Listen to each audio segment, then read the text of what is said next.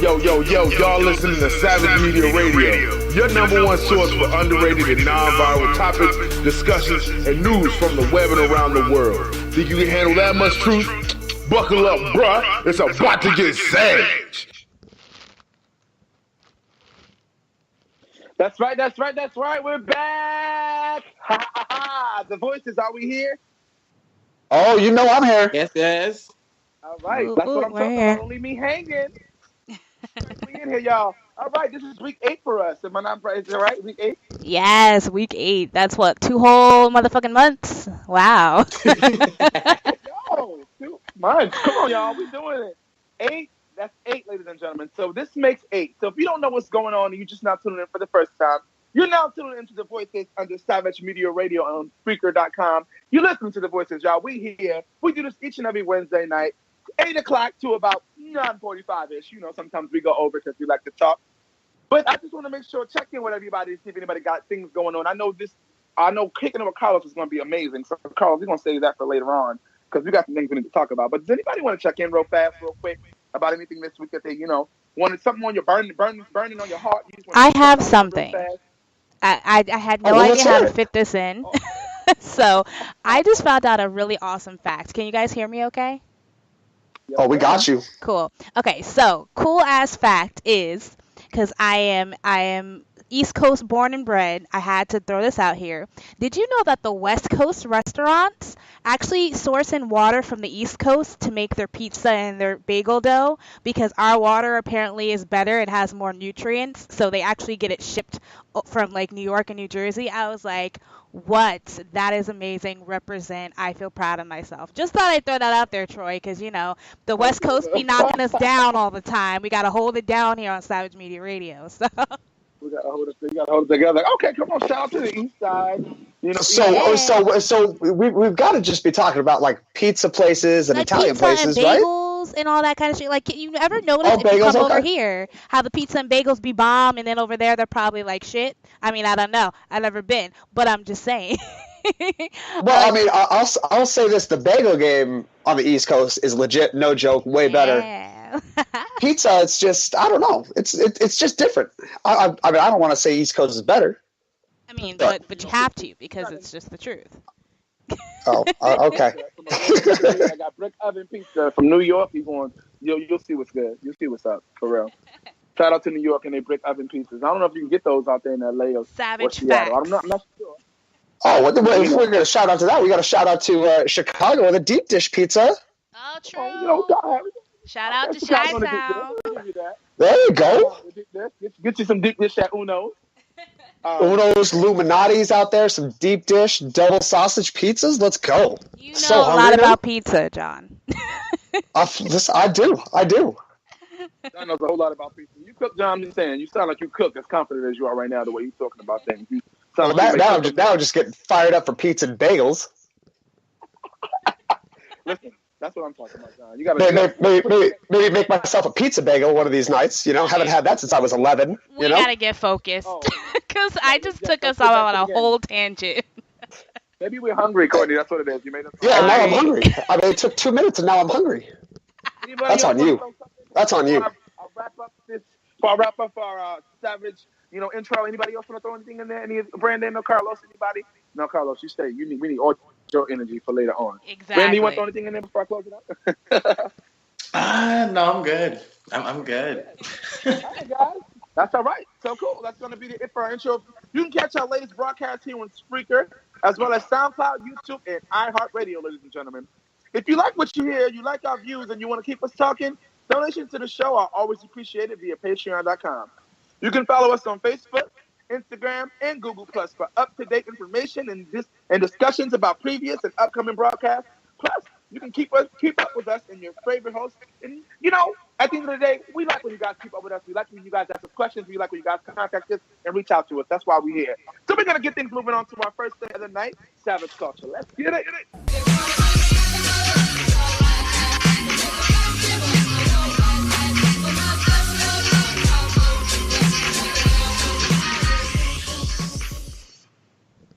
All right. That sound means it's the beginning of Savage Culture, and here we go. Ladies and gentlemen, today on Savage Culture, we're going to be talking about internet trolls. What are some of your experience with trolls? And could this be considered a form of harassment or bullying? So, and if you're tuning in right now and you're in the chat room and you're listening in and you want to get interactive with us, the interactive topic today is, what are some of your personal experiences with previous and current social standards of body imaging? And have you ever been a victim of body shaming? So if you're listening live and you're in the chat room, please, that's the question we want you to answer because we want to be interactive with you. So I'm going to kick things off with these trolls out in these streets. First of all, these trolls ain't nothing but people who are self-conscious, who don't have no self-confidence, who are just out here trying to make themselves feel good with their words and their fingers on their phone or their computer. That's how I feel about it. Have I ever been a victim of trolling?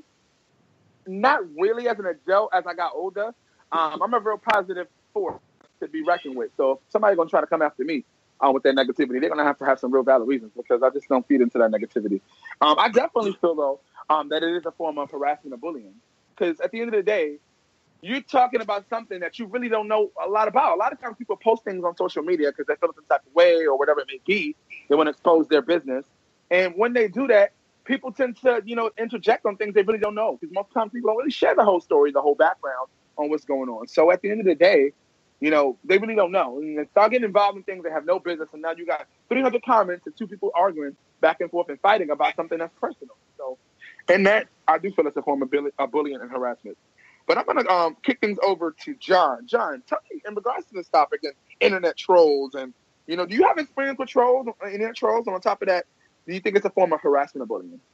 I do have some experience with it, especially when I kind of really, I was never really on Facebook or anything like that growing up. It just wasn't my scene, But when you start to go into business for yourself and you start to do things on your own and you start to do things that are a little bit different than the status quo, in kind of the business sense, you're going to get all kinds of trolls, all kinds of people second guessing you, telling you you're wrong, you're not doing this right, you're garbage, any of it. You're going to hear it nonstop, and it's infuriating, especially when you're trying to do something that's different from the societal, just expectations, whatever that may be. There's a million different things, but when you try and break that, there's always doubters that are going to just try and get after you, and there's always people that are going to doubt you, no matter what you're doing.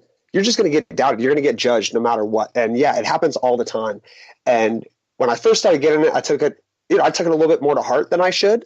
And then I realized that there's this barrier between that person and myself. And that barrier is an excuse for that other person to doubt and hate and judge. And it's infuriating. And it is a form of harassment and bullying in my eyes, but it's almost a different form. I almost think there should be a different kind of connotation with that, because straight harassment or bullying to somebody's face is totally different. Some of the stuff people say online and on the internet, they would never say to my face or my friend's face because they get punched right in the face, so they have this sense of protection, and it's infuriating to me. But the people that do it, especially when they have that barrier of protection, are so false, so fake, and have no self-confidence. It's really upsetting to me personally. I feel you on that. That's exactly how, that's exactly what I was saying, John. And at the end of the day, I love how you use the aspect of coming from a business standpoint, because that's also something that people don't realize. When you got dreams and goals, and you're trying to do something with yourself, there's a lot of people out here that ain't got no dreams and goals and aspirations, and they're trying to suck yours out of you. And they will use any tactics that can do that. So I definitely understand where you're coming from, John. Thank you for sharing that. That's what's up. All right, Courtney, we're going to kick things over to you in regards to internet trolls. Can you give us your 1-2 input on that?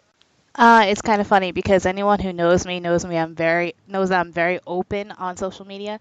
I talk about, my struggles. I have issues with mental health, so I always am very, verbal about it because I know there's other people struggling too, and they need kind of an advocate and a word of just praise because we go through a lot of things. And so I put out a lot of my personal stuff on the on the web. So of course I'm subjected to, people who, always, say, oh, you guys are just looking for attention, or trying to downplay, whatever situation that I'm in. And I'm not there for them. I'm there for the people who need need a voice. That's what I'm there for. So like John said, they're cowards, they're just sitting behind a computer. They have struggles of their own and don't know how to handle them. So they just like to just pick on other people's issues. Misery loves company. But also I really love to take photos, and not because I'm vain and not because, I'm conceited or narcissistic or anything. I love to document my glow up per se. I do a lot of work on myself. Throughout the years, I've gone from being very, not confident at all to being extremely self-confident and proud of myself. And I don't really give a shit anyway what anybody thinks. So I post pictures.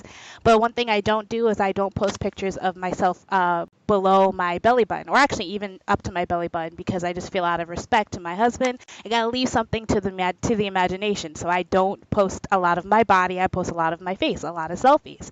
And I also get, that kind of leads me to get messages in my inbox saying, oh, you're just a fat whore, you only take pictures of your face, that means you must be 300 pounds, or way to catfish us by just shooting your face. And I'm like, anyone who knows me knows I have a pretty decent body. It's just I don't like to be that full of myself. I just like to take pictures of how I've grown. So you either way, whether it's positive or negative, you're going to be subject to having people be cruel. It's the internet. But like John said, they're just cowards. They're miserable.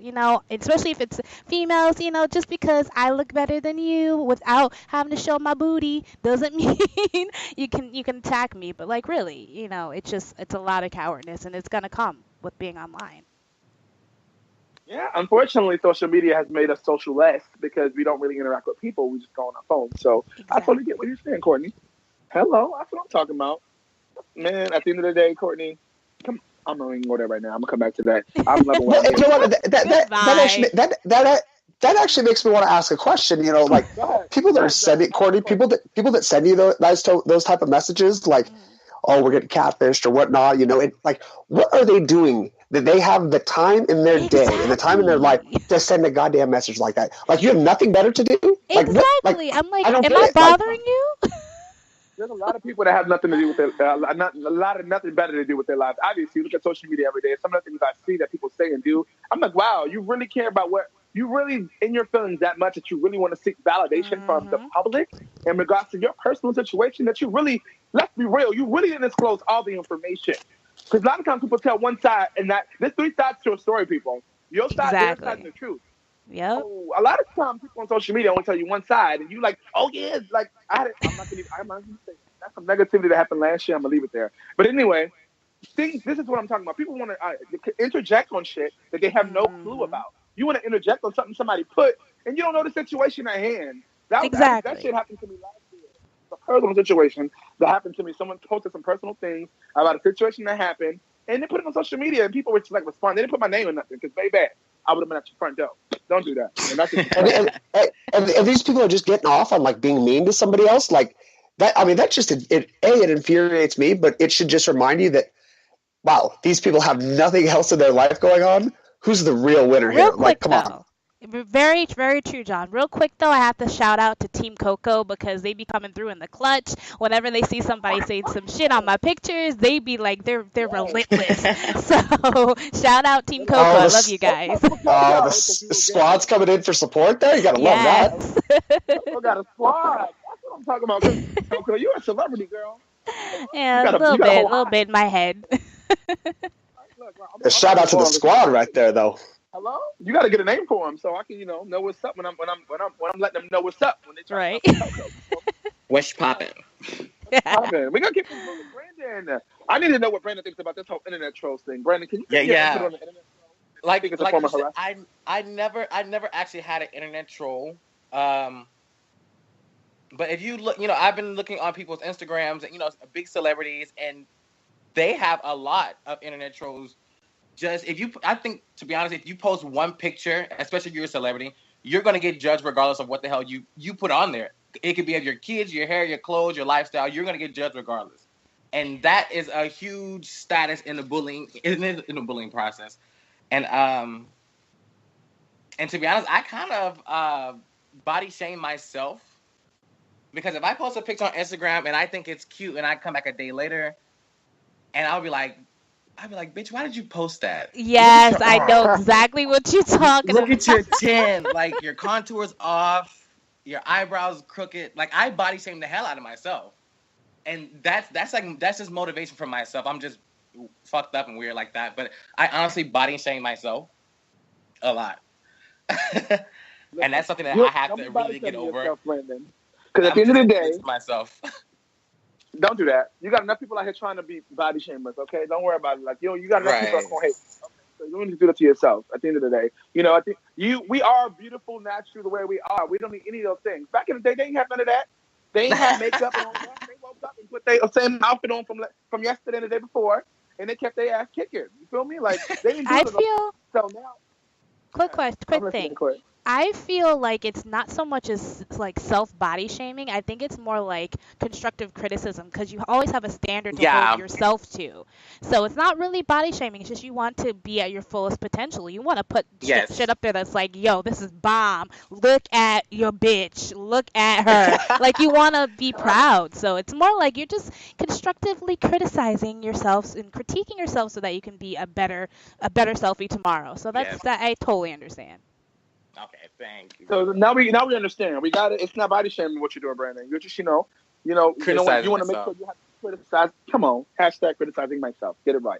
Criticizing myself. That's cute. I like that. Yes. So we only got a couple more seconds, but I just want to get you guys input on this on body shaming. So the next thing is in body imaging. Is U.S. adapting to the thicker is better mentality just to seem more politically correct? Or could it be a dangerous trend to support possibly unhealthy lifestyles, such as obesity, procedures to make your body parts appear larger, such as your breasts, your butt, your thighs, all of that, your plumping your lips, or is society responsible enough to understand health and image going hand in hand? I'm going to start that out. We're going to quick, guys, give me like 1 minute on each person. But take your time. Take your time on this one. The boss said take your time. But when it comes to this topic, it's something that I feel like people don't really pay attention to. And you have to think about the future. And this is where I'm going with it.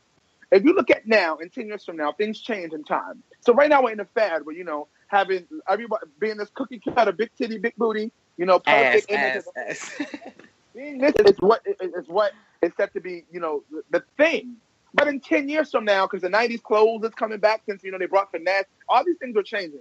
My thing is, when you alter your body, in the years to come, when you're, 50, 60, 70, those physical changes don't change. They're still there because they're not part of you, who you are. Well, they're part of who you are, but they're physically changed, altered.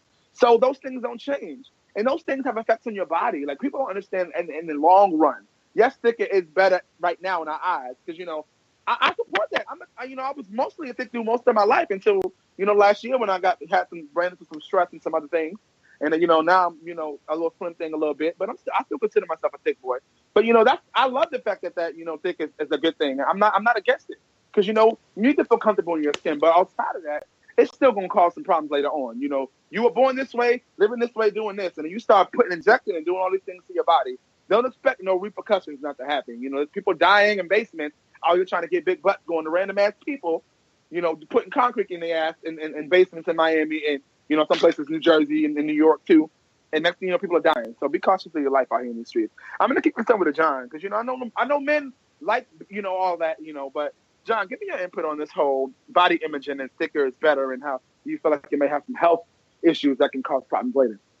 I think the whole thicker than better mentality, I think, is not necessarily overstated, but it's just a segment of the population that feels one way, and there's multiple other segments that feel differently. I think that one is just getting a little bit more attention right now, But listen, there's nothing wrong with that at all. I am the first one to say, hey, what you're into, please do you, 100%.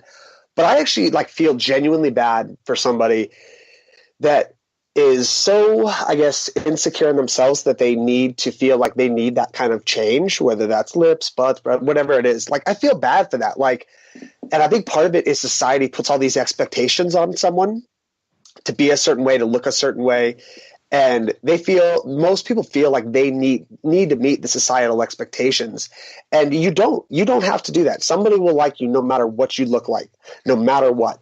And you're risking hurting or affecting your body for who knows what type of changes down the road. And then who knows what people are going to be into or what the trending thing is going to be later. Somebody's going to like you for you always. Don't change just for what society expects of you. I feel genuinely bad for that. So don't do it. Don't do it. Somebody will like you. Somebody will love you. Somebody will be friends with you. It doesn't matter. They're going to be friends with you, who you are as a person, way, way before they are whatever, how big your butt is or whatever. But yeah, it's a sense of discontention for me for sure. Gotcha. I told her, come on, John. We brothers. We're on the same page. That's what I'm talking about. Let's hear from Miss Courtney. Let's get a girl's perspective on Miss Courtney. Can you chime in on this? It's funny because I have friends that's what actually made me kind of think of this topic for us to discuss, because I have friends who actually are eating and doing squats and eating, like overeating and doing squats so that they can try to get hips and thighs and things like that. And that's just not going to happen. That's not how it works. I think people need to realize that there's a healthy weight for everybody. Some manage to lead a health, like some who try to starve themselves or just, try to do any kind of diet to create a certain body for themselves. It just isn't going to work, because people don't realize it has a lot to do with genetics.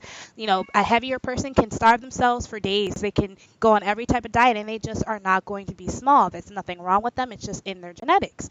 So I feel like if people can understand that image and health goes hand in hand, I think being thick, there's nothing wrong with being thick. If that's what you aspire, just be sure that if you're eating and trying to gain weight for aesthetics, then also know that you're going to need to eat a healthy diet. Overload on greens. Like if you're already a thick person and you know that you're going to be thick forever, be healthy and see a nutritionist yearly so that they can tell you what diets work for you, what can keep you maintaining your health while you're being a proud thick girl. I think people need to realize that definitely health and image go hand in hand, and if you can do that, you can do whatever else you want to do, because as long as the inside is working properly, it doesn't matter what you look on the outside. That's kind of just how I see it. Got you. That's what I'm talking about. I definitely appreciate that. That's what I'm talking about. Brandon, can you give us your input on this, on body image, how you feel about in regards to all of this? Yes. Only is natural is better. That's all that's need to be said about this topic. Natural is better. The only thing I can give advice is for people that want to be healthy is just eat right and exercise. And exactly. For the people that do get the injections, I don't judge and I can't judge, because hell, I want them. But if you feel comfortable in that type of status, then you go ahead and ruin that ass and you ruin those tits, that body. Once you get older, that's just not even going to matter anymore. We'll start following. But right. for the women and the men that's going natural, I applaud you. Just keep eating right, stay exercising, stay healthy. But I do eat right. I'm just neutral on this one. I totally understand. Thank you guys so much for joining in on Savage Talk today. That was freaking amazing. Thank you guys so much. You guys rock. We're going to keep things moving. We're going to move over to our Kicking the Ricardo segment now. Let's get it. Technical difficulties. All right, Carlos, you're going to have to go in because your song's not working. It's okay. I don't even need a song. No. Yeah, he doesn't need a song. He doesn't need an intro. I don't know why. Yeah, he's enough. I'm not entering with a song. I'm going to enter with a quote. Okay. Yeah, just get in there. All right, guys, I'm gonna need you to shut up. I'm just trying to get you lit, Carlos. He was getting into the scene. No, I love you guys. I love you all. But no, here we go. I didn't have a song, but here's my quote. The Constitution of the United States of America clearly affirms the right of every American citizen to bear arms. And as Americans, we will not give up that right. Not one single right guaranteed under the U.S. Constitution. Sometimes you have to pick up the gun to make the others put down the gun. That was a quote by Malcolm X. I don't know if you guys know him. If you don't, you should. But this whole session, my whole topic, usually it's fun. Last week we talked about aphrodisiacs. This time we're talking about racism. And not just racism. I'm talking about a microspasm of racism that has been happening since Black people have been coming over to this country. I'm going to give you guys a story. Now you guys can talk to me. Do you guys remember the story of the white woman who cried wolf and the Black man got in trouble? Mm-hmm. You guys, what does that ring? What name is ringing a bell? That's Emmett Till, baby. Emmett Till. Emmett Till. You would think it was Emmett Till. No, that was me on Monday. Wow. Carlos, let's go. I'm not taking any. I'm not making any comparisons to young Mr. Till. In 1955, at age 14, he lost his life because a lady said he whistled at her and he was lynched. So what happened to me on Monday is nothing compared. But like I said, it's a microspasm of what has still been going on. I took my Benz. As you guys know, I always let everyone know I'm a little successful and I got a nice car. So I went and got a detail.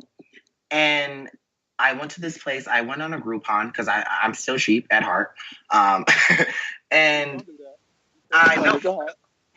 But I went and got a detail. They ended up stealing a box of bullets. They ended up stealing my Social Security card. They ended up stealing an iPhone that I was using as like an iPod in my Mercedes. And just like some random shit, like my change. I had some antique coins and a Crown Royal bag in my trunk that they stole. Just like random shit that was just in my car, which wasn't the issue. As we all know, you win some, you lose some, people steal, whatever. My issue is when I went to go get a receipt, I just wanted a receipt because Groupon was going to give me my money back because I told them what they stole. And they said, you need the manager's name and the receipt. When I went up to the cash register, I was like, ma'am, you guys stole. And she said, excuse me, nigger. I was like, oh, this is not going to be good. This is not going to be good. And I told Chris, I said, start recording. And then I was like, ma'am, what are you doing? And she's like, we don't steal anything. We've been in business for this long, and you need to leave my store with your faggot ass husband. And I was like, okay. So at that point, I automatically called the police. I said, hey, I'm just trying to get some of my personal information, which is a receipt, which you should give to me as a customer. And she wouldn't give it to me. So I called them. I let them know, like, hey, I'm just here trying to get a receipt. I would need your help. And they said it's going to be 20 to 30 minutes because it wasn't a violent call. So they're like, there's a waiting list, which I understand. It's not a violent call. We go back in. And I see this young lady, she's not a young lady. She's like in her 60s. And she walks away, and I have the young gentleman in front of me now. And he's like, I don't understand what you want. So I bring him out to my car. I'm showing what's happened to my car. They scratched it on the roof. They've stolen my stuff. And as I'm telling him the story, I hear sirens. In the background, and my husband's recording all of this because we just know how it is in Seattle. And long story short, at the end of this story, I end up on the ground. I had my gun. I carry my gun every day. If anyone knows me, I'm a believer in my Second Amendment right. I carry my gun everywhere I go. I do have a concealed weapons license, so I couldn't conceal it. A lot of times I don't because I'm gay. Shit, my jeans and my shirts are too tight to conceal. I cannot conceal a fucking SARCZ 45 on my hip. I can't conceal that. Like, you're gonna see this. So when I wear my gun, it's just there. So they detained me at gunpoint. They had AK-47s. There were two gentlemen with AK-47s, two gentlemen with 45s, and they detained me. After like about 20 minutes of confusion, we figured out that she had called and said that we had tried to rob her or we were intimidating her, and I had used my weapon and I brought it out and tried to intimidate her. So my point in this whole segment and my point in this telling the story is, has anything changed since 1955? Has anything changed? And I think the only thing that separates me from Trayvon Martin, from Michael Brown, from Charlena Lyles, from a lot of the other people is that, one, I know the law, and two, I always have a camera on me. I always, either it's my GoPro or it's my cell phone. I record everything, especially when someone starts to throw like anger or starts to throw like derogatories at me. What do you guys think? Is it something that we still go through as in 2018? Like, is this something that we still should be going to? What are your ideals on this? I'm gonna kick it over to Troy. What do you think? First of all, I'm gonna say I'm so sorry that you had to experience this, because I saw this myself on your social media, and it's sorry. I apologize. By the way, the power of social media. I've gotten already like 40,000 views, and people and like other people, bigger people. And the news lady who wouldn't even talk to me at first, she started emailing me, and she was like, actually, like other people are writing in and they're actually telling us like this is not good. So use social media. It's not trying to get views. It's not trying to get publicity. I already get enough of that. But it's actually a good way to get your voice heard when your community is silencing you. But go ahead, Troy. First of all, so outside of that, sorry to you that you had experience, and it's evident that if you're experiencing it, then we're still experiencing it. And that's something that is, I don't think it's going to change until we decide as a unit to say, one, know the law, and two, unify. The issue is that as Black people, we don't tend to unify the way we should unify. All the races I know, trust me, I live in New York City, a melting pot of freaking diversity. And I know that racists outside of the African-American community, they stick together and they definitely band together. So I feel like African-Americans, we need to start to understand, one, our laws, and we need to get our minds together and start banding together because we're better in numbers than we are as single people. And so that's the issue. That's true, Troy. But here's the thing. I know the law, right? You saw in that video. I know all the parts of the law, correct? But are they going to abide by the law? It's against the law to false report. It's a gross misdemeanor. It's a 3rd-degree misdemeanor to false report, and they still didn't abide by that. So I don't think just knowing the law is going to help us. I knew the law. I knew every part of the law. I told the police officers, I said, no, sir, you put your gun down. Unless you have a warrant or you're going to introduce me to Miranda, I'm not doing shit because I still am an American citizen and I still have my rights. So it's not about us knowing the law. It's about how they actually – laws don't apply to Black people and white people the same. I don't care what you argue. They don't. If I was a Black man and I false reported against a white man, you damn well show. Like, think about domestic violence. With domestic violence, somebody going to jail. Like, that's always like the key. Like, when you call the police and domestic violence, someone's going to jail. That should still count for false reporting. When you have a 911 call and someone false reports, somebody going to jail. Either if it's real, they're going to jail, and if it's false, the other person should go to jail. And that's the difference. They don't. They pick and choose. They're like cafeteria law abiders. Like, ooh, I'm gonna abide by that law. Ooh, but I'm not gonna abide by that law. Brandon, what do you think about it? Well, it really is still here. Even to today, it is here. And it's actually, I kind of see it more and more as I go into the city of Seattle. And it's really in Seattle. And it's being from the South, we really don't talk about it as much. Wait, can we hint on that for a second? Because we are both from the South originally, and then we both moved to Seattle. So in the South, racism is there. I'm not going to say it's not. It is. It's like an understood, like, nigger, this is where you're supposed to go. This is not where you're supposed to go. You don't go here, you're good. You go here, you're not good. And it's like a mutual respect. So you don't really run into racism that much in the South because everyone knows their quarter. Where your place is, yes. Exactly. Here in Seattle, everyone's trying to be like a melting pot and be so politically correct. And then it just doesn't work. But go ahead. That was what I was going to get into. It's really, you really don't see it down there because everybody knows where their spot is. In Pine Bluff, Arkansas, we have 2 different cities. It's called Whitehall, and then we have Pine Bluff. They're a city where you can just go one street over to the next. And Pine Bluff is really, really, really, really Black-owned. A lot of our stores are Black-owned. Barbers are Black-owned. Everything is Black-owned. You normally don't see any other race in that city. But if you travel over to Whitehall, you would see, you know, they have brand new stores. They have a Goodwill. They have a Dollar General. And I just, moving from down south to up here, I can definitely see a difference. Political, I can definitely. But what do you think it is? Like, what do you think it is? For me, personally, I picked my brain. I was like, all right, I was nice to them.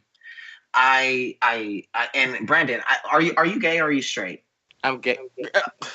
Hey, I don't. Bitch, hey, listen, I've seen your pictures and I've heard your voice, but I do not assume genders or sexuality because I got that respect for you. No, yes, I am gay. But no, okay, so you can really identify with me. Like, I feel like as gay Black men, we are combating like motherfucking like racism. Psh, like homophobia, psh, and like basically. So we can like double jump and everything. Like the white person will like you if they're Christian because they're like, God makes me love everybody, but homosexuals. But it's like, damn, you love me for being black, but you hate me for being gay. It makes it very hard to find a. Wait, go ahead, Troy. If you're a Christian and you're judging people, you are not abiding by the Bible. Because say it again, Troy. Preach. That's not our job. If you got an issue, go to my Facebook. It was a pastor. I don't know his name. He shared on Facebook. It was a black guy who came to a white pastor and said, "Hey, can black people worship at your church?" The black guy. Let's give you a little backstory. The black guy was just trying to find a church he can go to with his family, black family in a predominantly white town. He says, "Hey, can I go to your church and worship and be comfortable and be free? You know, I'm not trying to be disrespectful." And the white guy says, "Let me tell you something. Any church you go to, and they tell you it has to be this, has to be that, or you got to be this kind of person, that kind of person, then that is not the church of God. That's not the church you need to be at, and you need to leave that church because God loves everyone and is very welcoming of everyone. So if they're telling you because you're gay, you can't go there. If they're telling you because you're black, you can't go there, then they need to be shut down." I was like, you better go and preach. That's all I'm saying. If you judging people out here, don't be out here running around telling me I'm a Christian. The issue we have is presidency. People think that because we got Donald Trump who says whatever the hell he wants to be disrespectful, that it's okay to preach. Yes. But that's disrespectful and say that shit. But how do we fix this? Like, okay, you guys heard the story. How do we fix this? For one, I feel like we need to make people accountable for laws that are already on the books. Making a false police report is already on the books. That bitch should have went to jail, and I'm going to do my due diligence to make her to go to jail. And you know what's really fucked up? I have to pay for my police report. I have to pay for the 911 call. I have to pay for my attorney to sue her. And the maximum that I can get is about $5,000. And I'm putting in about $3,000. But it's not about the money. It's about the principle that you're not going to toy around. You're not going to do this. In this age, you can't do this. You're not going to take my voice from me, and I'm going to make sure that you're seen. You asked a very important question. How do we make that change? That's what I'm telling you. I told you. How do we make that change? It was two parts. Having somebody like you who knows the law, and then also unifying together. By you going on social media, which is exactly what you did, is my point. Unifying together, by unifying, you got that lady. Listen, I followed you, bro. I started off. You got that lady who told you it wasn't pretty much a serious enough situation. And, you know, it wasn't something that needed to be publicized. And now you're turning to me telling me, oh, yeah, she's giving me back saying, oh, yeah. But that's because you decided I'm no longer going to sit here and do nothing. I'm going to use the voice and the platform that I have to say something. And you did. And because you did, look what happened. So, yeah, I say so speaking of that, I use my platform, like you said. I told her if you watch my video on YouTube, it's called Open Carrying While Black. I use my platform and I said, Christopher will handle this because I know between myself and my connections, I can get at least 30,000 views in one day. And that's exactly what we did. I sent it out to all my pro-black, pro-gun connections. Like the guy from Black Guns Matter, I sent it out to him. He reposted it. I had a feminist group that had like 40,000 followers. They reposted it. Everyone had way more followers than I had. And it actually got traction to the point where people were emailing her and was like, hey, this is a real issue. And she started emailing me in threads. Like, okay, well, what do you want to do about it? What do you think it should happen? I feel like our only chance to have a voice is to use what we have. And I have been called, since I posted that video, I've been called a race baiter. I have been called someone who's like, they're like, how did you get this on film? And I'm like, well, first of all, if you don't follow me, this is not the first time something like this has happened. This is the third time. Fool me once, shame on you. Fool me twice, shame on me. Fool me 3 times, bitch, that's not going to happen. I got your ass on camera. So let's go. No, for real. So like everyone was like, well, this seemed like a production. It's like, yes, once I got the film and I had 45 minutes of raw footage, I did cut down the video to make it a 19-minute YouTube video so people can see what happened. But it wasn't my point to get views. It's kind of like a catch-22. I do want people to look at it and I do want them to be aware of what's happening. But I don't want to... I'm not finna die for y'all niggas. That's one thing. Everyone's like, oh, you should go out there and be a revolutionist. Nope, not gonna happen because enough of us aren't listening. My whole thing for that video is arm yourselves. And this is how I'm gonna end. And then I want your opinion on this. Arm yourselves. Arm yourselves. Like I began this segment. It is our constitutional right to bear arms. Why don't you? Why don't y'all? If y'all don't have no felonies, if y'all don't, and which is also another topic which we'll cover in another segment, which is bullshit. But if you can legally own a gun, why don't you own a gun? Why don't you? You can. What do you think, Troy? Why don't you own a gun? Or do you? I don't own a gun because I don't know how to use a gun. I'd probably shoot myself with it if I had it. I'm not doing that. That's real. The classes are $45. You can take a $45 class at your nearest gun range, which will teach you how to disassemble a gun, assemble a gun, shoot a gun, how to shoot a gun. You can get a Groupon. So why don't you own a gun? Like, what's stopping you? I'm afraid of weapons in regards to that because one, having them around, being hot tempered, having them around, having kids, all that kind of stuff. I'm worried that having a gun and knowing that you have a gun in the situation, and in my mind, that's what it's always been. But when I think about the things that you're going through and what's really going on in reality nowadays, then I'm really starting to think about second guess that and really start to think about having my right and using my right and actually taking the class and getting certified. It's real talk. That's for real. That's real. And Brandon, do you own a gun, or have you ever taken a class to own a gun? Since you said it only takes $45 to actually take a class, I'm actually considering taking a class. My aunt is in the military, so she carries guns, and she always had guns in the house at all times. So it was never like I never had access to a gun. It's just I didn't touch the bitch because I was afraid of it. But now that I can, not that you just gave me the information for which, can you please send me the link to any one that you can find? I can definitely take that class. That would be something I would love to do. Just Groupon like gun training class, and they have beginner, they have intermediate, they have expert. If you just Groupon gun training class, it's definitely there. But I'm gonna end with that. I understand how people are like, guns kill people. I understand that, but guns also defend people. My husband and I have been attacked 4 times. My husband was hospitalized for having a fractured jaw because he got punched on the bus when he was holding our Chihuahua. So we're not just like ignorant. And Troy, you can see I posted like my gun training videos. Like, I'm not just an ignorant gun owner. I take it very seriously. I do my training. I actually do hunting, which is actually perfect for training because you can shoot a fucking deer, you can shoot a human. And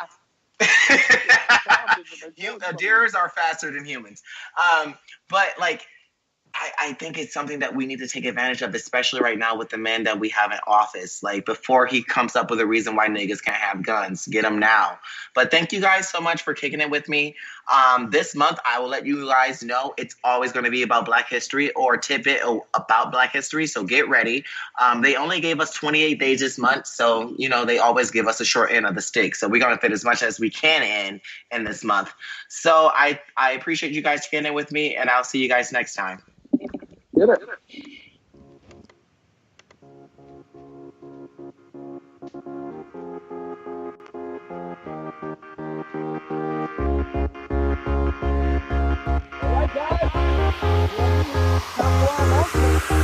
That's right.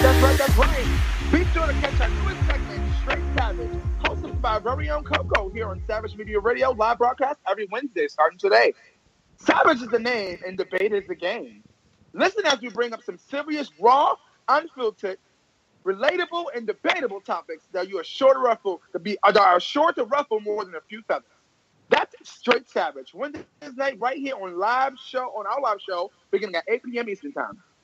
We're excited to announce that we will soon be launching another show here on Savage Media Radio called Jobless Problem, hosted by our very own John Mercer.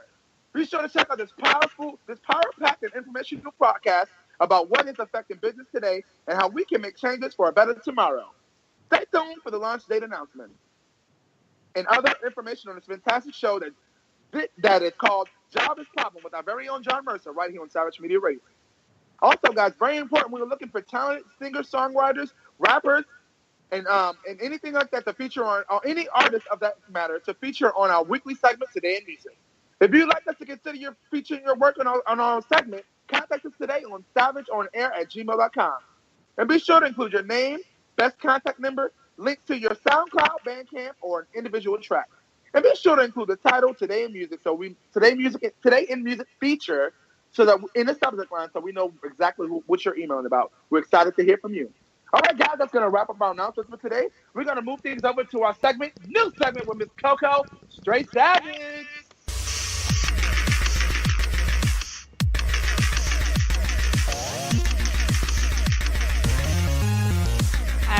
guys. I know. I'm slacking. I need to get some new intro music.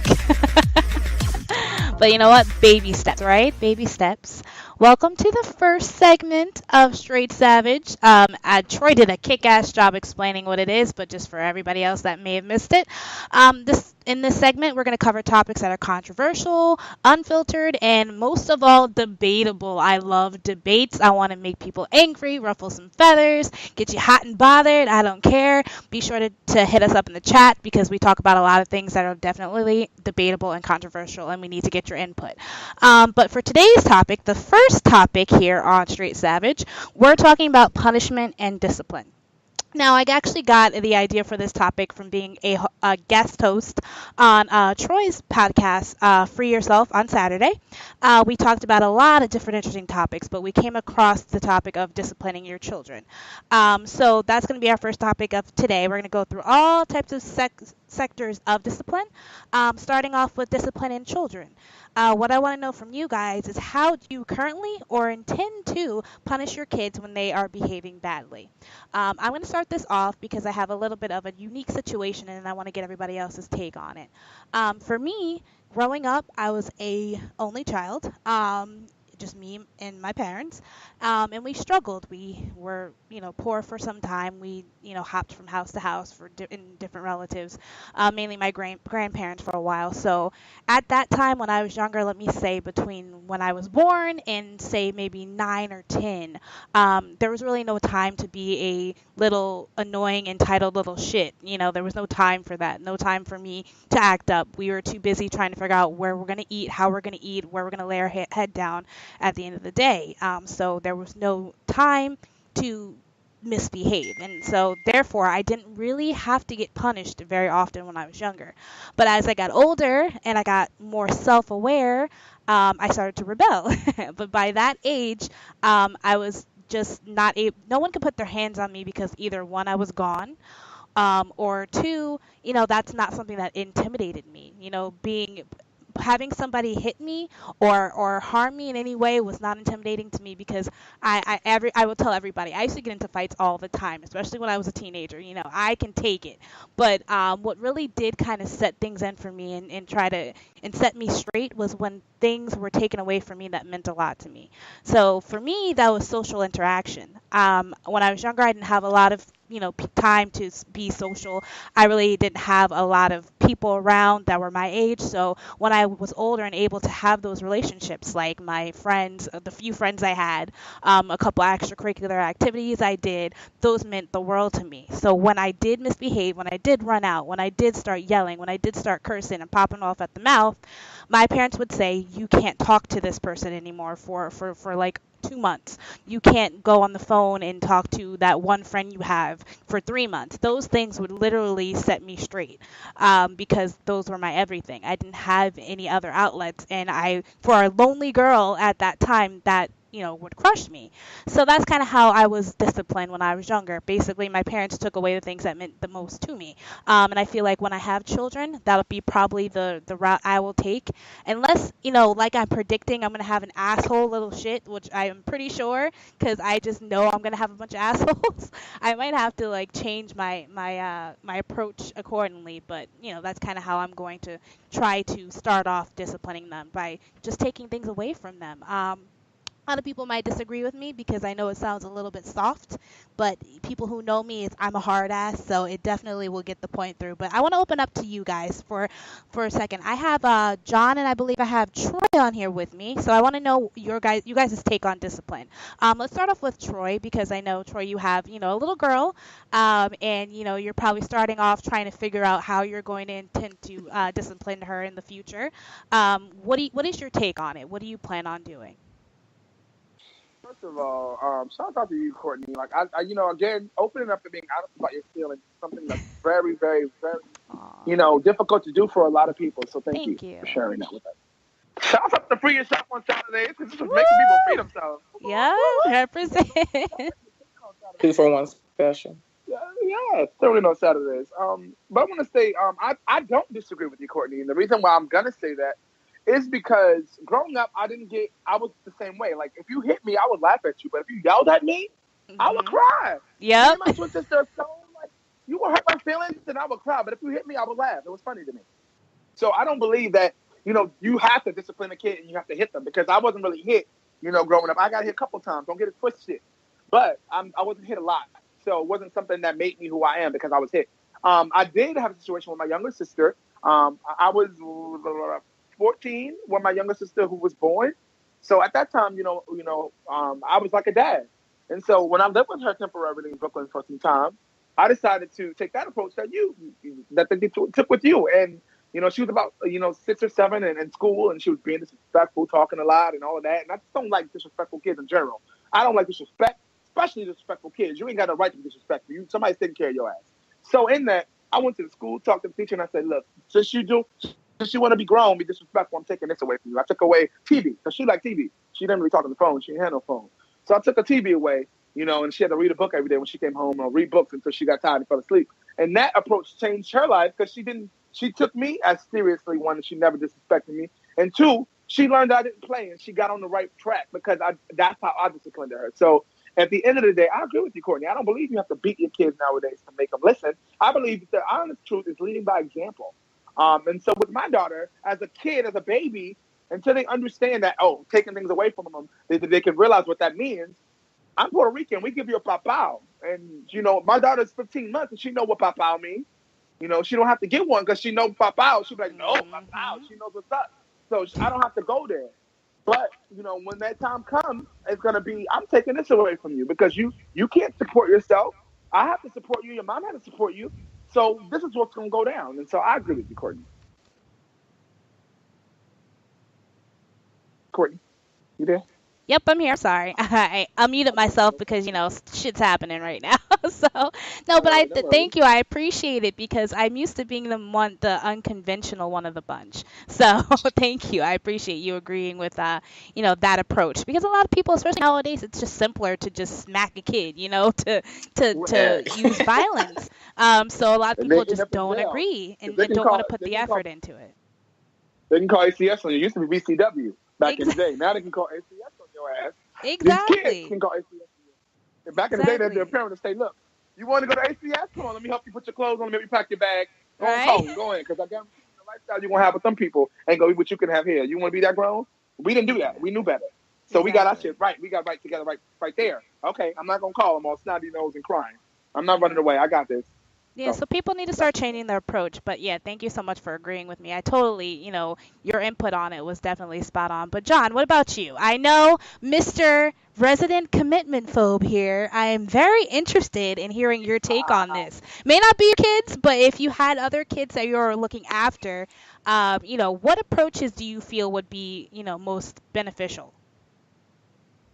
I actually agree with both of you guys to a significant extent. I think, the real rough behavior with children in terms of a way of punishment is kind of an outdated philosophy, I think, in my eyes. I think it stems from something in kind of old America and the old world that was just, parents did what their parents did and their parents did what their parents did. And it's just kind of been this generational kind of stereotype, but it's really outdated. And I think Troy said it really well.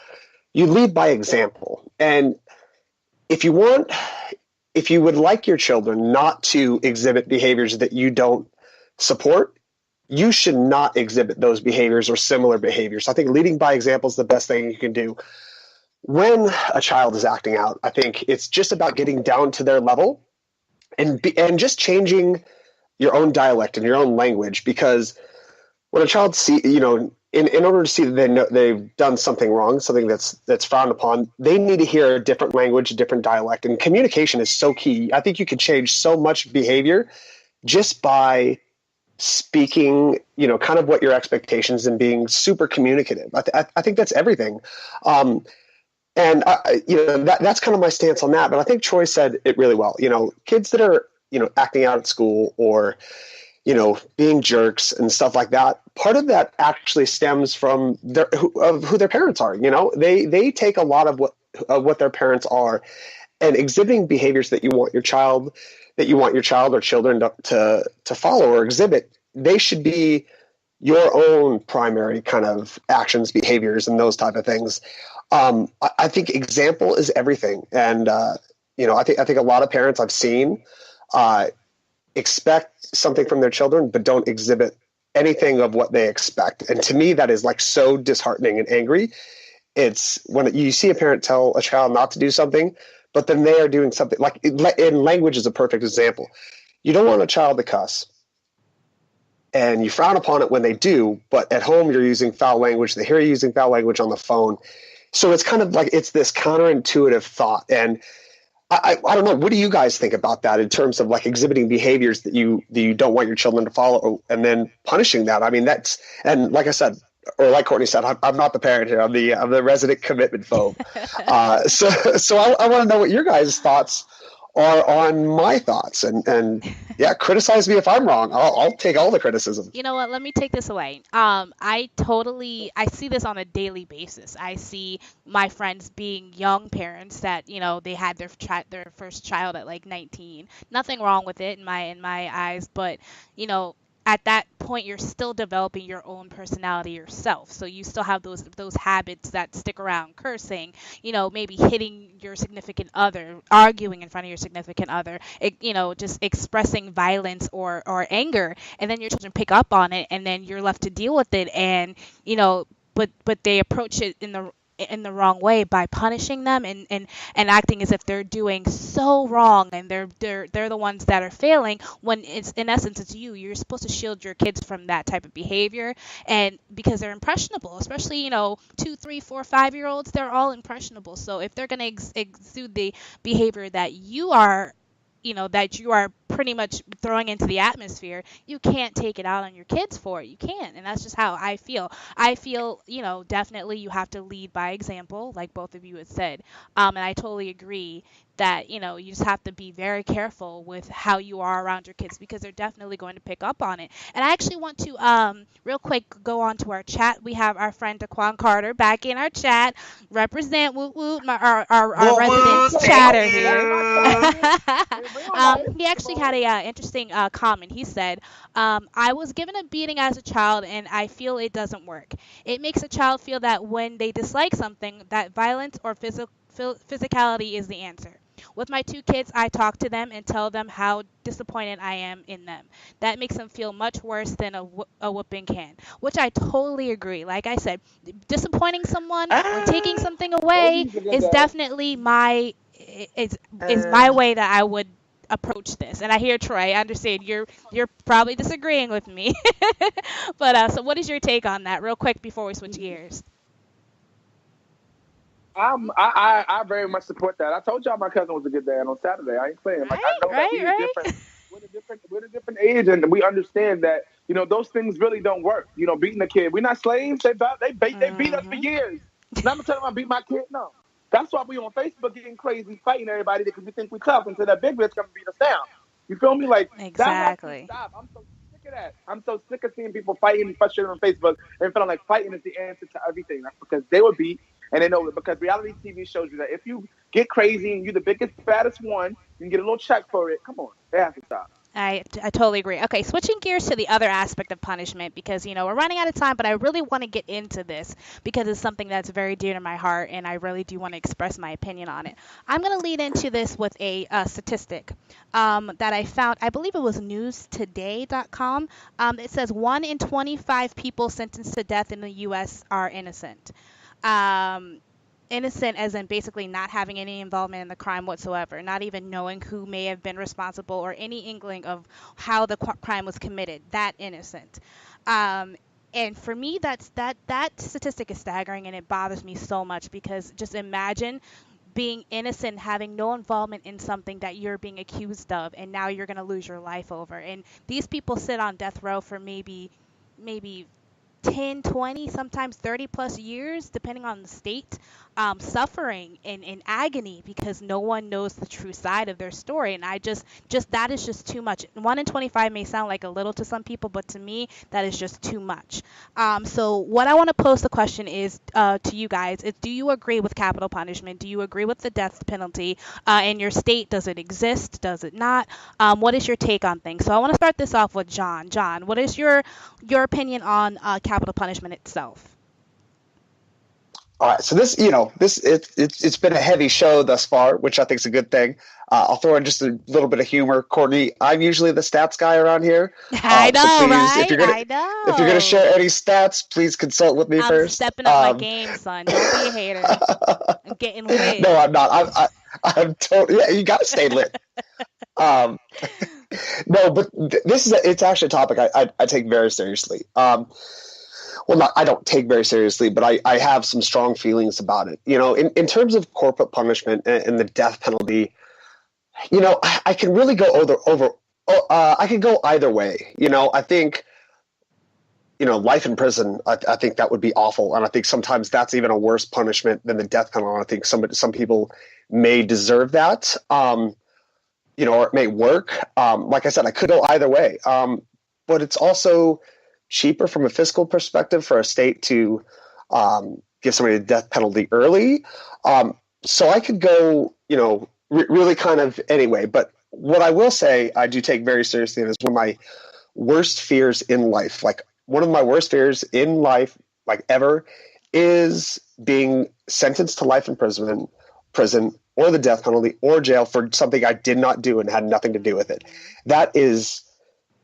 oh my gosh, it's like so frightening. I can't even think about it. Like that would just be the worst thing ever, I think a lot of people share that fear. That's like, because you never know. You never know when it could happen to any of us, when we could be framed for something, when we could have no involvement in something but get guilty. It's scary.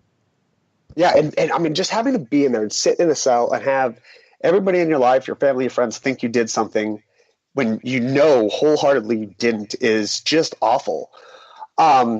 And, I think I don't know if we're going to ever be able to solve that problem of some people being sentenced for something they didn't do. I sure hope we can. I know a good friend of mine shares a similar sentiment of mine. I think a large problem of innocent people being sent is due to district attorneys. I think district attorneys are so bound by turning over cases and winning cases and having the highest percentage of convictions that they can, that DAs to me are some of the worst people ever. Because it's not so much about the people or the case, it's about the numbers that they have to turn over. And that is the completely wrong frame of mind. So I think that is a strong contributing factor, but that is one of my biggest fears. And yeah, that's kind of my stance on the matter. Wow. And like I said, I think a lot of people share that same opinion and fear with you because, like I said, it could happen to really anybody. But Troy, what about you? I know in New York, I believe you guys have capital punishment, right? I believe so. You guys have the death penalty. I can't remember. Don't give me the line because I don't know that answer. No. I don't want to lie. We do have it in California, though, just to clarify, in case I didn't say that. Okay. Come on, John, with the informative. Don't we come to Courtney like that. I saw you, bro. Right? Team Coco coming through. Squad coming in hot. Coco squad. You got right. I don't agree with, I don't agree with all that. It feels like back in the day when they'd be off with his head, cut his head off. Like, I just feel like that was all based off of what they felt at that moment. And, it was all pre-notion. So I don't agree with it. I don't agree with killing somebody based off of some evidence that was presented to the court in front of people. You get your lies put up in front of a court, 12 people, to say, hey, he did it. You wasn't there. Did you see him do it? That's true. Like my whole life is in somebody else's hands. No, I don't agree with that. That I don't agree with. So no, don't kill nobody based on some stuff that they don't even know. Because you said 1 in 25. It's still a lot of people that get it. Exactly. Somebody's life, somebody's mom, dad, cousin, friend, whatever it may be. It's a whole list of adjectives or with pronouns you put there. At the end of the day, it's a lot of people, and that's someone's life, and it's not a joke, and it's not. Everyone comes into this life for a purpose and a reason, for a reason and a purpose. And so, at the end of the day, I do not agree with it 0%. Well, Preach. right? Thank you for that passionate, short and sweet. I got it. Like I'm feeling it all here, Troy. But no, we're gonna wrap it up because we're running over quite a bit. But I just want to leave you guys with this. A lot of my opinion stems from the aspect of mental health. I follow a case very avidly of the case of Nathan Dunlap. He's called the Chuck E. Cheese murderer in the news and media. In 1993, he murdered 4 of his ex-coworkers after the day ended at a Chuck E. Cheese, and he was sentenced to death for the murder in Colorado. But the courts didn't introduce the fact that his mom had severe bipolar disorder, used to try to have sex with him and his sister, used to do all this crazy stuff, and he actually exhibited a lot of having bipolar in him, and none of that was introduced. And so I feel like it's, yes, someone's lives were taken, but and he should definitely be punished for it, but should that be taken in consideration that it could have been something that made him snap, where maybe he could have his sentence commuted to something else? That's something that I follow a lot. So I do kind of disagree with it just because of the mental health aspect and just being humane. But I'm going to post that a little bit of that article up on our Facebook. So if you guys want to kind of get a little information on that case, so you can kind of see where my mentality is coming from. But we're going to kick it over to business today. Thank you guys so much. I feel so enlightened by everyone's opinions, and I'm glad that I'm not the only one that disagrees with capital punishment. And I'm glad that I'm not the only one that's going to just take some shit away from my kids and not beat their asses. So that makes me feel good. But John, you can take it away. I'm going to play in your music because hopefully our technical difficulties are over. I don't even. You know what? I don't even need the music at this point. I'm so jacked up right now. Yeah. Right? I was going to say also, keep it going. We're all feeling it. We're all getting good vibes. I think this is our best show yet, number 8 with 2 months in. Keep it going. Let us know what you want to talk about, and we can keep it rolling because I know we're a little bit over time, but let's just roll with it. All right, buddy? All right, and here is business today. All right, so it's been a heavy episode, and I like that our segment today in business today isn't necessarily business related or business focused, but by any means. One of my personal areas of expertise, and something that me and my team do a lot of, is a lot of behavioral change, and what does it take to really change your life, change who you are as a person to get where you want to go. Now, Carlos on with me, and I'm going to give Carlos a hard time right here just because I was planning on leading in with a quote, and you stole my thunder. I have a quote right here, and you stole my thunder. Courtney's stealing my statistics. What the hell's going on today? You got to game so up. sorry. Don't go off on nobody, John. Calm down. He is hot right now. He is lit. Oh, I'll just try to get woke, Trying to get everybody woke. Woke. So I'll start with this quote for a friend of mine named Tony Robbins, and some of you may have heard of him. We go way back. So he has this quote: "Set high standards for yourself and don't settle for anything less. You are the best judge of yourself and your capabilities. Action is the most important key to any success you'll ever achieve in life." Thanks, Tony Robbins. So I want to talk about change. And can I cut you off? Can we talk about Tony Robbins? He's a weird looking motherfucker. If you guys don't know who Tony Robbins is, go look him up. That's my boy, though. Like, he's huge. He has this deep ass voice. He's so inspirational, but he's a weird looking motherfucker. I'm like, how do you give such inspiration that big? But go ahead, Zara. I'm sorry. Yeah, he's from Fiji. He's got mixed parents. He's a big guy. Yeah, listen. I'm not going to say anything bad, but I'll just say I see where you're coming from, Carlos. But Carlos, you said something earlier. How do we make change? How do we make change in our own lives, and how do we make change, in society? I think and I hope that everybody who's listening right now wants something better, wants change to occur. Whether that's in their own life, society's life, somebody else. I'm hoping that somebody wants change to happen. But most people that want change to happen never pursue that change, never make that change. So, Carlos, I want to ask you, for our listeners out there, how does one, accept that desire to change, And then how do they really make that happen? What kind of mental processes does one go through in making change? And we'll start in themselves. How does that occur? That's a perfect question, John. For me personally, how does one accept that? I was given a platform that now last year, I wouldn't imagine being able to send the friends and the network that I have now. I wouldn't imagine that I had a year ago. So how does one manage like the change?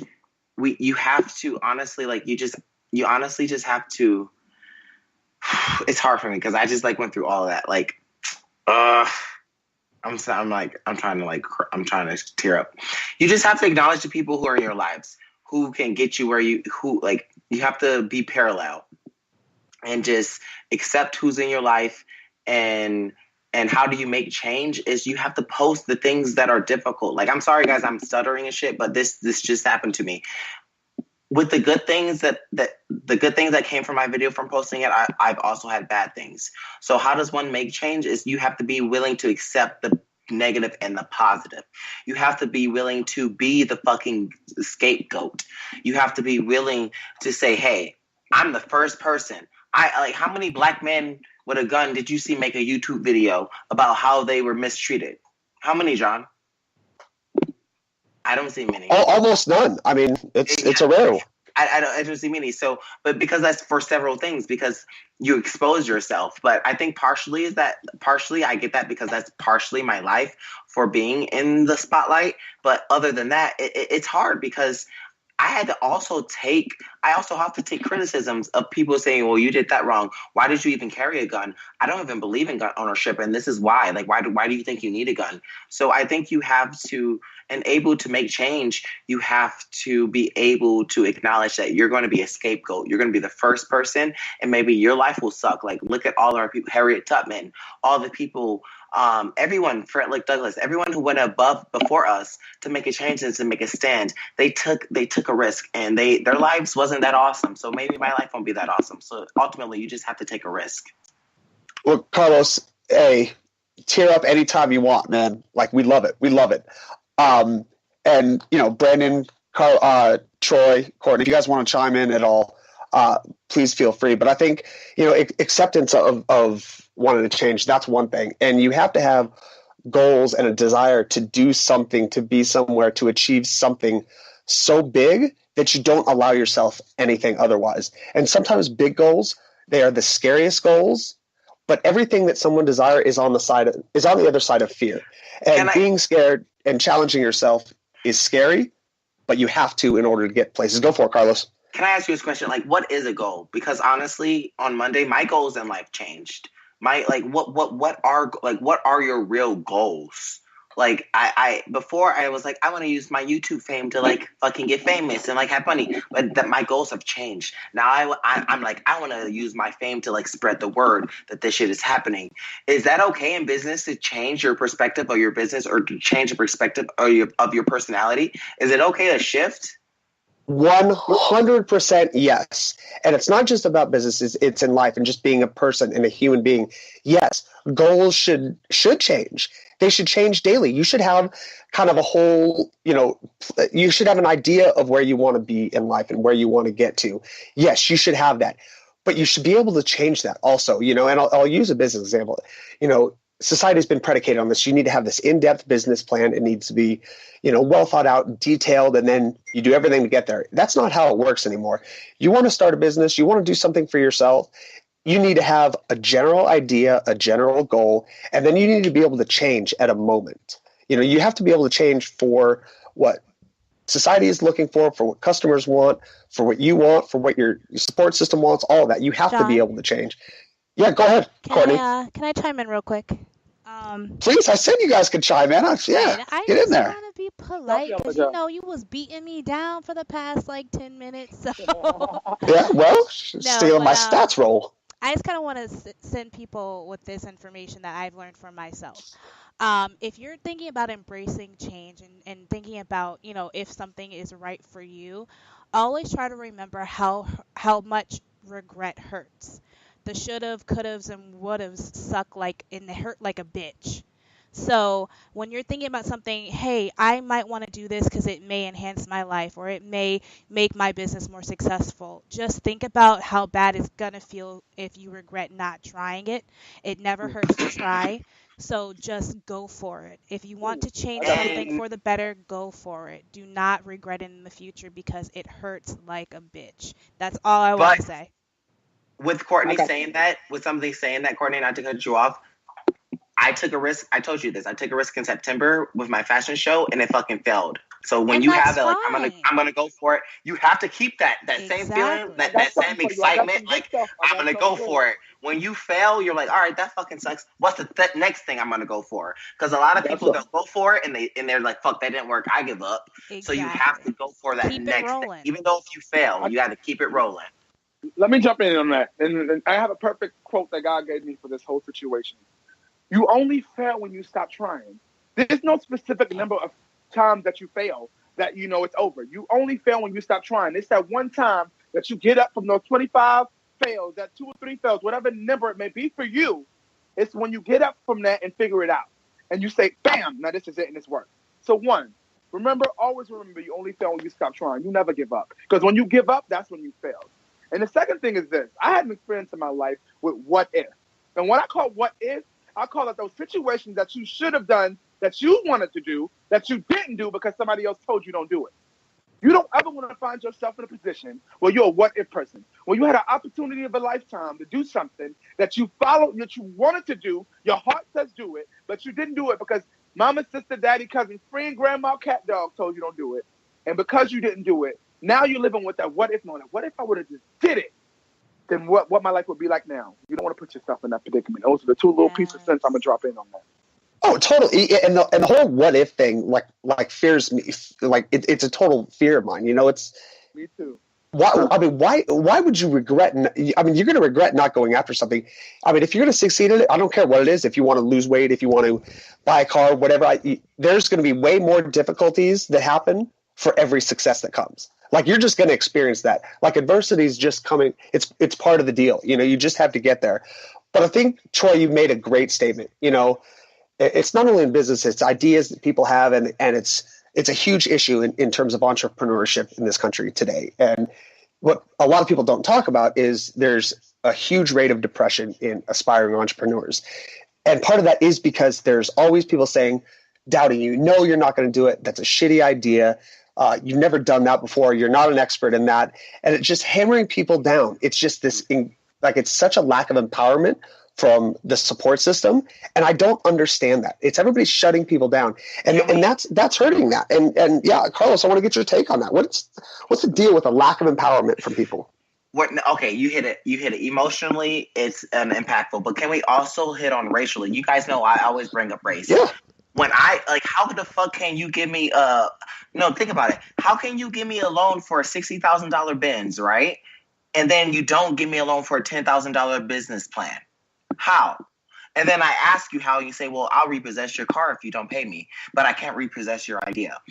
There is a systematic, business sense where we know this. Black businesses it's twice as hard to start a black business as it is a regular business. It's twice as hard because there are institutional suppressions that are there put up. Like, we don't have generational income. We don't have generational finances that our grandfathers, they were slaves. So our generations, are the 80s babies, the baby boomers, they were the first generations that really had the first chance. Most of them went to crack. So it's now it's now up to us. Very true.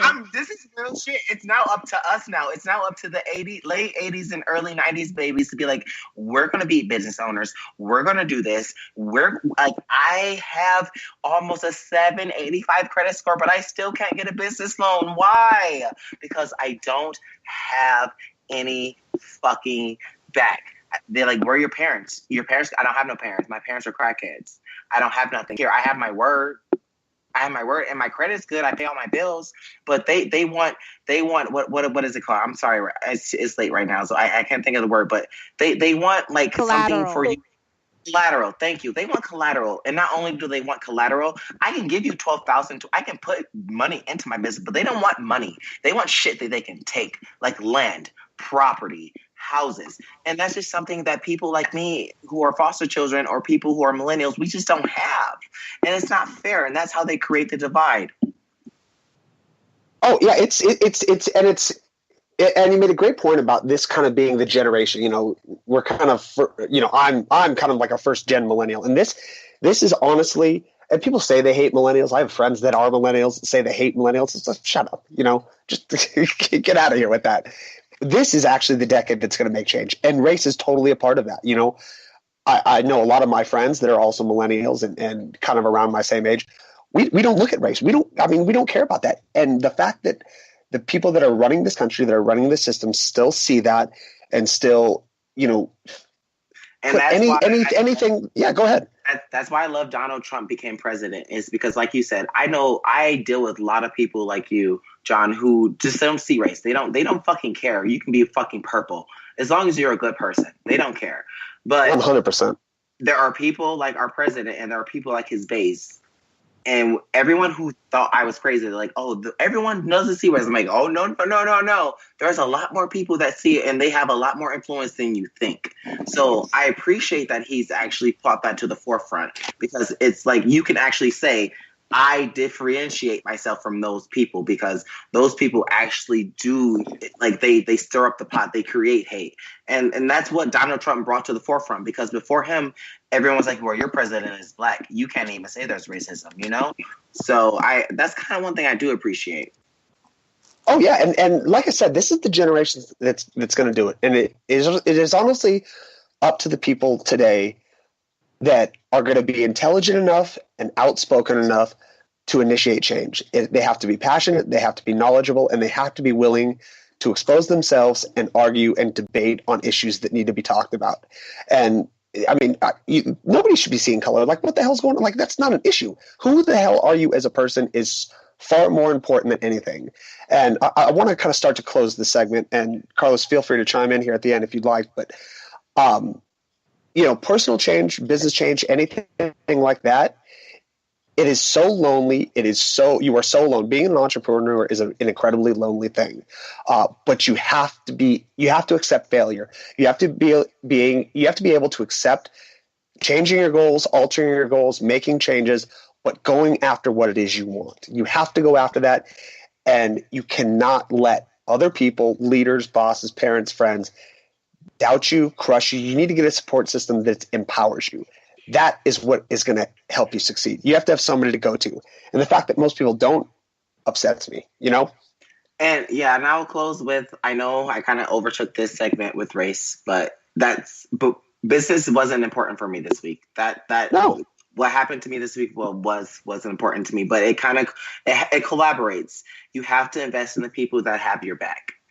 You have to invest in people that have your dream, that will accept your dream, whether that be anything that you're going for, business, entrepreneurial, social, anything that you're going for. You have to have those people, and those people actually get you through the rough times and the happy times. So make sure that you have those people on your team, and that's all I could say. Like, that's all I could say. 100%. Get after it. Find a support system that empowers you, and fight on for life. Accept change and get the hell after it. That's it for me. Today in music. Fight on.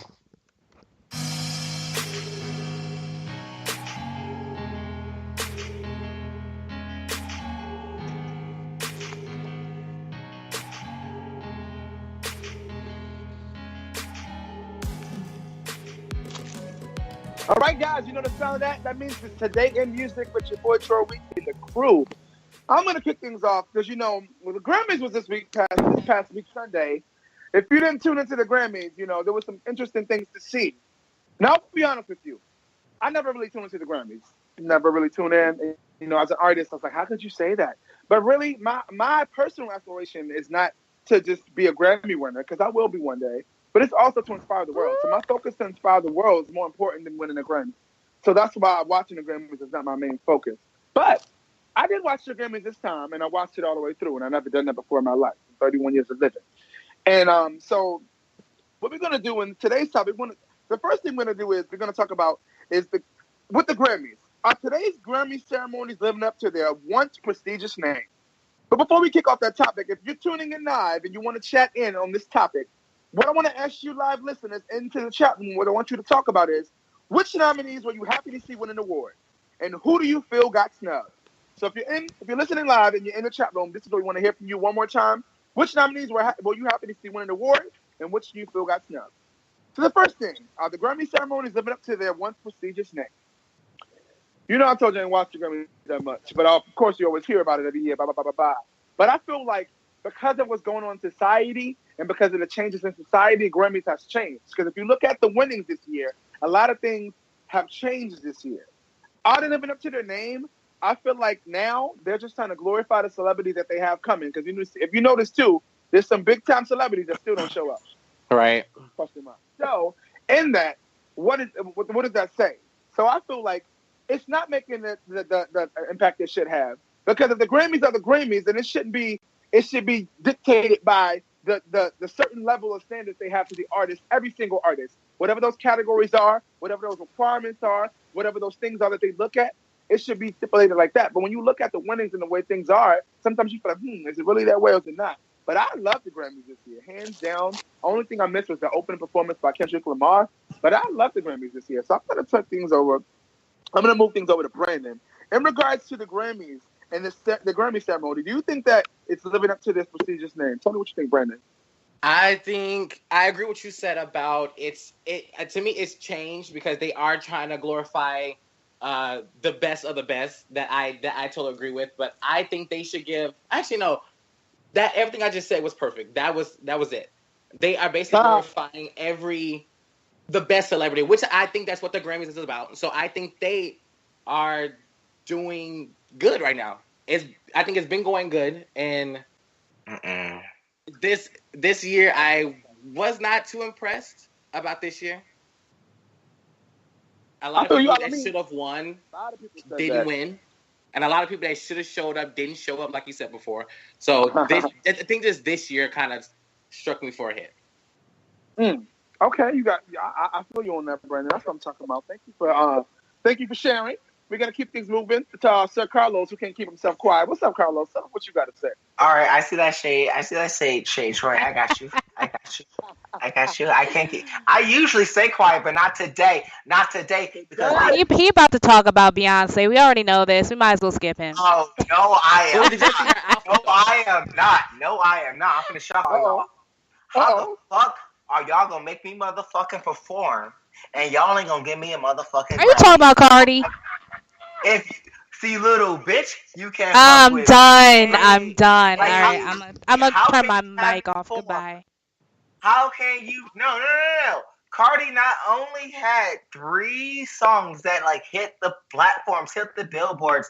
The bitch had a summer song. She had a fall song. She had a summer song that came out during the winter with Bruno Mars. I was like, bitch, this is a summer jam. Y'all dripping with Vanessa in the winter time. But how did she perform and didn't get a Grammy? But Carlos, you have to understand how the Grammys work. And yes, why people? I'm gonna leave it at that. I'm gonna move right along to Courtney. I'm done. I don't even. Okay, listen. This is what I'm gonna say. No, the Grammys is not prestigious at all. And I mean, what do you expect though? In this day and age, things get worse over time. Lose what once made them great. I mean, fucking Lucky Charms don't even taste the way that they're supposed to anymore. Movies are not as captivating as they were in the 90s. So a 16-year-old... Wait, hold on. Lucky Charms has changed? Yeah, they taste like booty hole. Yes, I'm out. And the Lucky marshmallows are small as fuck. For real. And I'm like, a 60-year-old they're making award the marshmallows small? Oh, man, I'm out. No way. You're so stupid. Right. He's so over it right now. But no, what I'm trying to say is what I'm trying to say is a 60-year-old award show is not going to be what it once was. Is it trash or obsolete, or is it the fucking Source Awards? No, not yet. But there's still room for improvement. But I think that they're going to work hard to keep the show alive because it's part of our culture. And at the end of the day, it's a show meant to recognize the hard work of recording artists and writers and musicians. Oh, we need it. You know, it's not for us. It's for them. So I'm gonna just say, keep trekking, Grammys. I'm pulling for you. Do what you gotta do, to just keep making it great and try to work on it so it doesn't, go down in flames. But I think they did a pretty good job. I was entertained.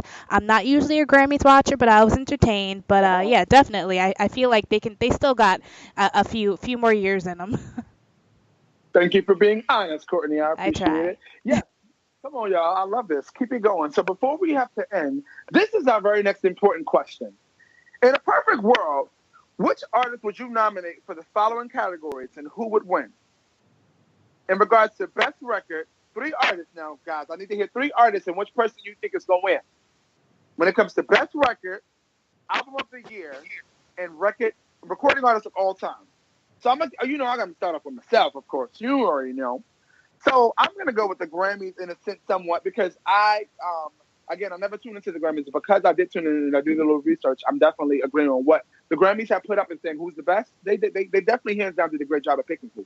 But I'm going to say this. So my first 3 for best record, I'm going to go with 24 Karat Magic by Bruno Mars. I'm definitely going to go with Humble by Kendrick Lamar. Come on. Be humble.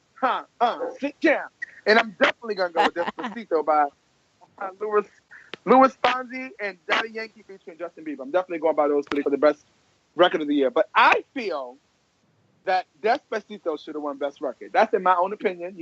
I'm not the person that votes. Oh my God, this guy. I'm half Latino. You know what I'm saying? So for me, represent. That's a great representation of the Latin culture, and for me, that's very important to me. So with that, I chose, Despacito as the best record. Now, when it comes to album of the year, keep it moving. I definitely chose Kendrick Lamar's Damn, because Kendrick Lamar, man, Kendrick. That's all I'm saying. We're gonna keep it moving. That's all I'm saying. And I definitely chose Jay-Z's for 444 because at the end of the day, Jay-Z, he definitely did something different with what he was doing with this, and he continued to progress and get better and better. But I'm not done. Third album of the year, 24 Karat Magic by Bruno Mars. Bruno Mars won, and I'm not mad at that. How about you just suck Bruno Mars' dick? Because you just voted him for everything. No, he did. First of all, as an artist who sings in a wedding band. John, are you listening to this? All those freaking Bruno Mars songs, all his hits, we have to know that. Because you know why? Because everybody that got them wedding wants that shit played. So, Carlos, yes, I did. Sit down. I'll be humble. I'll sit down. Be humble. Oh, I love that. That was good. I'm going to 24 Karat Magic. I agree with the Grammys on that. All those hits tonight, all those hits was dope, hands down. And last but not least, recording artist of the year. No, of all time. I chose 1 Whitney Houston, 2 Michael Jackson, 3 Bruno Mars, 3 Celine Dion. No, not Bruno Mars, fool. Celine. I just Cardi that B. question for me. Not for me. You can turn it on your choices if you want.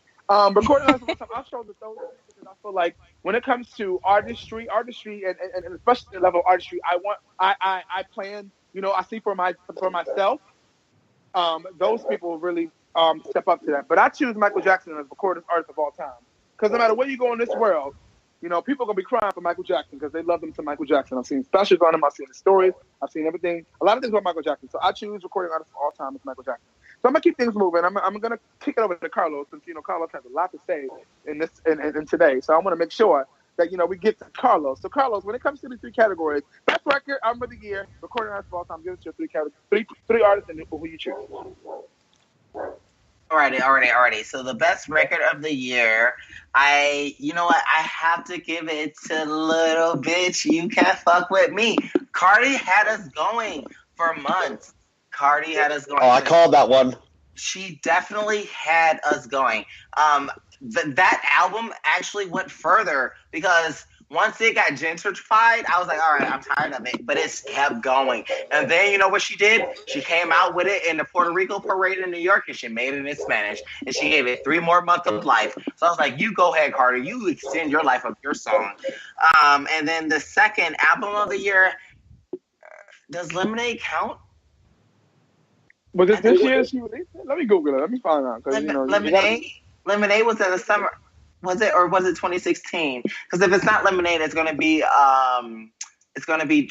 what's his name? Coloring Book. I think it's Coloring Book. I know he released that this year. What's his name? Help me, guys. Who released Coloring Book? Chance the Rapper. Chance the Rapper. Oh, Chance the Rapper. Yeah. Yeah. Lemonade 2016. Okay, 2016. So 2017 would be Chance the Rapper. I think that album was overlooked. I think that album was fantastic. And one more day to try to fight me, that's gonna be a dread. Yo, that was my fucking shit, man. I thought I was so hard. Oh, when I had dreads put in. Oh, Courtney, you know when we got our dreads put in, we always be singing to the dreads. You know, I feel included. They'd be like, shake your dreads. I'm like, yes, I'll shake them. And then, like, for my recording artist of all time, y'all got me before Courtney. You kind of called me out, but it's Queen Bee. No one's ever going to record from Destiny's Child to Beyonce to everything she's ever done. Like, she's perfect. Life ain't over. Not yet. But you know what? I'm really waiting. I'm really excited to get like 60 years old and see like 60, 70-year-old Beyonce and see what she does. I'm waiting for that. That's my like 30. Right. She'll put her brain in another body by that time. But no, that's all I have, guys. That was my top 3. Copy. We gotta keep things moving over to Courtney. Courtney, best record of the year, your 3 choices. Album of the year, recording artist of all time. Let's get it. Okay. Album of the year. I'm a dumbass. I forgot to write down the names of the albums, but y'all know what the fuck I'm talking about, so it's okay. So, album of the year, I would say my nominees would be Bruno Mars, because that's my boo. Major Lazer, because I think they're very overlooked. They're fucking phenomenal. They got like a whole EDM and Caribbean flavor going on, and I fucking love it. And I think this guy, his name is Khalid. He sung that song Young, Dumb, and Broke. I think his album was fire, and I don't know why no one really paid him any attention. But I think that he's fabulous. What'd you say? Because people think he's homosexual. Oh, true. I'm just putting that out there. I'm just putting that out there. I will give you that. Not pay attention though. But because I'm sorry. No, it's okay. But it shouldn't affect him, but it does because he's not like Sam Smith who like approaches this as yes, I'm gay, and then he's like openly about it. Yeah, I think it does affect you when you're a recording artist. But go ahead, Courtney. No, it's fine. No, I'm just trying to swiftly go by because that makes me so heated because that's the damn truth. But I think he's so talented though. It's so sad. But I think if of all them, the winner will be Bruno Mars because that's boo. And then for recording artist of all time. Wait, what did I miss? Record? Record, right? Did you do record? Yeah. Okay, record. Bruno Mars 24 Karat? Okay. Yes. That was album, yeah. For song or record or whatever, I don't have any nominees, but I'd say What I Like, that song by Bruno Mars is like I don't think I'll ever get tired of that song from like the rest of my days. So that'll definitely. She's gonna be 60 turning up. Strawberry. Exactly, and I'll be like, with my arm up and shit. Yeah, of course. You, that's what I like. That song is fire. Can't nobody tell me nothing else. And everything. Right, I feel you, Courtney. But for recording artists of all time, I choose my 3 nominees would be Babyface, Carlos, shut the fuck up. Anita.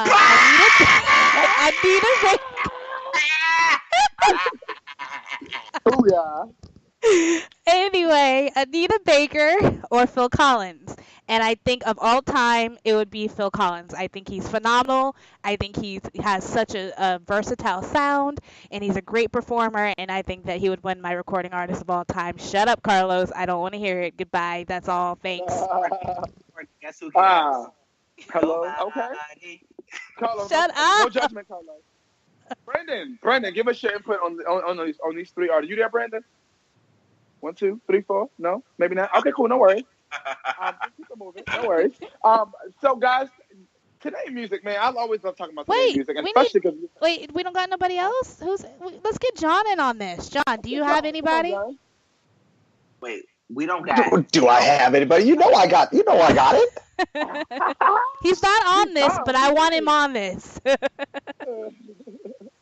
All right, so it's 3 best albums of the year and 3 all-time best artists. Yeah, we'll go with that. All right. Yeah, go ahead. You got it. Yeah. All right. So my top three, in no particular order. Lorde Melodrama, I thought was an awesome album. Agreed. Not a huge Lorde fan up until this point, but I was shocked. The album, like from top to bottom, was super good. The Magnetic Fields 50-song memoir, another fantastic album. And then I gotta shout out to Story of the Year, throwback, pop punk. Wolves came out in December. Those are my top three favorite albums of the year. And who would win? Somebody. Ooh, oh man. That's a kicker. I think as a whole, I think Lorde's album of those three was the best one. All right. John, I have to say, every time you get on the mic, I always have to research some fucking bands. That's him or Doug, both of them. Because he's been expanding my horizon in music. I'm like, I don't know that. Let me research them, and then I'm like, oh yeah, they sound good. Right. So like, I'm just trying to get you lit, you know. Yep. Get me lit. All right. So what about recording artists of all time? You got three. This is tough. Definitely not in any particular order, but I would say Prince is one. Ooh, my baby. Sorry. Yeah, I Wait. I would. Courtney, you say that about everybody. You say that about everybody. No. Bruno Mars is boo. Prince is my baby, and Babyface is just life. Babyface, you get Babyface is life. Yes. Oh. Babyface is life. And listen, John, I'm gonna learn you today. You go and you listen to every Babyface album and see if you didn't feel like you just had sex with 10 different girls. I'm telling you, it's life. Is Babyface still making music? No, I thought that was like 1994. But who doesn't like Babyface? For real. Nobody. Shut up. You know what? I'm done. Flip the table. I quit. Goodbye. If you guys don't know my reference of Nobody, please go check out our Savage Media Radio Instagram. You guys will see the meme. It's a whole thing that we have going on. That's why Courtney keeps yelling at me. Nobody. You gotta listen to Real Shit Fridays, guys. You gotta listen to it. Oh, gotta check it out. That's what I'm talking about. Anyway, John, sorry. Continue. Prince. I remember where I was. Oh yeah, Prince, Tom Petty, and Tom Petty and the Heartbreakers. They did Jack and Diane, right? No, that was. Wait, what? Really? No, that was John Cougar Mellencamp. Oh fuck! Damn, I thought I had it too. You know, it was a good effort. It's similar thing. It's kind of like that old Americana type thing. Yeah, you're not that far off. I try. And I would say probably a band from England called While She Sleeps. Ooh, who would win? Yeah. Carlos, you can go Google that if you want. I'm typing now. I called that one. Win? I think for me, probably Tom Petty. Oh, I can agree with that. I got you there. I don't know the last band, but I got you on that one. Well, you can Google it. We maybe get them as a guest on the show. Right. You know. Before we close, we gotta get Brandon on. Brandon's here. Brandon, you there, right? Yeah, I'm here. Yeah, so Brandon, tell us, please. We don't even have to do everything. Best record of the year and best recording artist of all time. Go fast. I had to shorten it down. We don't have that much time, you guys. So I'm gonna best record. I went for 2. I went for Humble, which, Kendrick Lamar will always be first, and then Bad and Bougie by the Migos. But between those, Bad and Bougie was actually bomb. Bad and Bougie was the best to me, but Kendrick Lamar will always be Beto. Album of the year, we'll go for Kendrick Lamar, Humble, always, and then best recording artist will either be Rihanna, Quavo, or Little Uzi Vert. Uzi Vert. Yo, Uzi Vert is tight. I love him. He's cute. He's cute to me. He's really cute to me. Now I'm Googling artists. Whatever. No, I would go for Rihanna on that one. Rihanna has really topped the charts on that one. Come on. Come on, they killed that. I enjoyed it. I enjoyed it very much. So. They was color coordinating. He had on blue. It was really cute. Yeah, on a velvet curtain, and it was dope. I enjoyed it. All right, guys. So we gotta end today music, man. We went way over our time, but it was so exciting and so juicy and so interesting, and I enjoyed it. So this is what we do. We the voices, ladies and gentlemen. Savage Media Radio, Wednesday night. Come on, am I lying? Am I telling the truth? Wednesday nights are so lit, so lit. So lit. All right, look. I'm gonna give you 30 seconds. You get 30 seconds to say one thing before we close out. That's why we got to close out with something. I'm a end. So I'm gonna go to John. John, 30 seconds. Close out. Show number 8, baby. Ocho. Close them out. Just of whatever I want. Anything. 30 seconds. Pull it out of your ass. 30 seconds. 30 seconds. All right. Here we go. All right, it's coming. If we think about change, and this was kind of like a really heavy episode, I think, with some humor in there and some talk of Lucky Charms. Well, just for the record, Lucky Charms off my shopping list. Yeah, it's shrinking the marshmallows. What kind of garbage is that? Yeah, they are. They don't even know they're consumers at this point. But change is happening. Change is coming, and change is a necessity. Whether it's yourself, society, anything like that. Have some goals, big goals for yourself, and get the fuck after it. Like, go after it. Like no more screwing around. Don't listen to people that are going to doubt you, that are going to try and crush you, that want to draw you back to their misery. You don't need it. You don't want it. Like, fight on. Get after what you want, because you will regret not going after what you truly want in life, what you truly want to change. Just get after it. Don't listen. Like, ignore these people. Go after what you want. High five to you. High five to you, John. That's what I'm talking about that plastic collection played around. Thank you, John. Appreciate you, brother. I'm going to kick things over to Brandon. Brandon, 30 seconds. Let them know your last thoughts finally on the way out the door. I have a cute little quote from Rachel Zoe, and she said, I'm into fashion really heavy, so she said, style is a way to say who you are without having to speak. And that I'm not a shy person, but I am a shy person, but I just let my appearance show you who I am. And that's my 30 second. I almost cried, you guys. Aww. Rachel Zoe. Oh, Brandon, we love you. You're keeping it short and sweet today, though. But it is lit. Like, you were short and lit. Like, I love it. Troy, let me go next. Ready? Definitely next, Courtney. I don't know, Carlos, you still there? Because Courtney's. I want to go before Courtney. If you still there, I think Carlos is gone. Carlos is gone. We're gonna go to you, Courtney. Courtney, I think it's he's gonna gone. be you and me. We're gonna close out.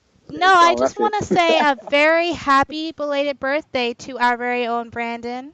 I just want to say thank you for being here with us, and we hope your birthday was special, and we love you. We love your presence. We love your energy. You are fabulous. And so happy birthday from the Savage Media Radio family. That's the first thing I want to say. What did he do for his birthday? Did you do anything special, Brandon? Yeah, did you do anything? It was, it's Monday. There's nothing to do on a goddamn Monday, so we're going to celebrate this Monday suck. weekend. So, yeah, for sure. Thank you guys so much. And the Facebook was so funny. My friends just read it over and over again. It was so cute. Thank you guys so much. I'm so happy to be here. And one other thing, guys. I'm sorry to do this to you, John. We should interrupt Courtney again. So listen, no. See, this is important. This is important. I'm so sorry to do this to you, John. But I want to give a shout out to the West Coast for giving credit where credit is due and making your pizza and your bagels with our water, because you know what? We are the bomb. You're welcome for your bomb-ass pizzas and bagels, guys. Just wanted to send that out. That's what I'm talking about. Come on, Courtney. Look, you always going to stay in the pineapple. That's what I love about you. I got to call Postmates. They'll have them send me some bagels, because I'm just talking food this entire time. I'm starving. I'm sorry. I'm so sorry. Right. All right. Shout out to East Coast Bagels, though. Ew. Endorsement hashtag. You better endorse it. You better endorse John Bagels out here. He's trying to get them coins. Come on, John. I ain't mad. Yeah, I mean, if there's a bakery, somebody that owns a bakery that's listening to this, and they're on the East Coast and they want to send some bagels out, like I'll give a ton of shout outs. We always take bagel sponsorships. If that's a thing, I didn't know, but I figured I'd throw it out there. And he's a great bagel reviewer. Okay, and he will give you the best. Savage Media Radio, you heard it first. All right, guys, we gotta close out. We way over our time, but we love what we do. I want to give my little 30-second input on this, and I'm going to go back to, my two pieces of input where I said, you only fail when you stop trying. Always remember that. It only stops when you say, okay, I'm done. So don't ever give up. If you have a dream, a goal, an aspiration, you want to do it. You want to be Obama. You want to be whatever you want to be. You want to go to the moon. You can do anything you want to do if you put your mind to it. You only fail when you stop trying. And don't be a what if person. Don't allow something else to stop you from living out your dreams and following the opportunity or that situation that may have given you the fulfillment you needed to do what it is that you want to do. Don't be that what if person. And that's going to be it from me. And so, ladies and gentlemen, I hope you guys enjoyed yourself. This has been week 8 with Savage Media Radio, only to come more and more and more, get better and better and better, and grow as we continue to do the things we do. And as we do each and every week, ladies and gentlemen, we're going to end this segment. We're going to end this show by saying, stay savage, ladies and gentlemen. Ouch. Thank you guys. Thank you guys for listening to Savage Media Radio number 8. If you missed any portion of this broadcast, be sure to catch the rebroadcast on Spreaker, SoundCloud, YouTube, and iHeartRadio. Soon to be on iTunes. Hopefully, we'll see. I got to do this off the cuff because the audio is not working. But thank you guys again for tuning in. Be sure to catch us next week, same time, same place, and as always, stay savage.